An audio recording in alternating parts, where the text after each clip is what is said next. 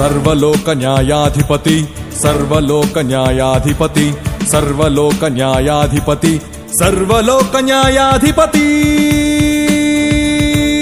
సర్వలోక న్యాయాధిపతి వాకిట నిలిచియున్నాడు. జనములందరికి ఫలమిచ్చుటకు తీర్పు తీర్చబోతున్నాడు. సర్వలోక న్యాయాధిపతి వాకిట నిలిచియున్నాడు. జనములందరికి ఫలమిచ్చుటకు తీర్పు తీర్చబోతున్నాడు. వేల దూతలతో బూరధ్వనులతో మేఘమండలము పైన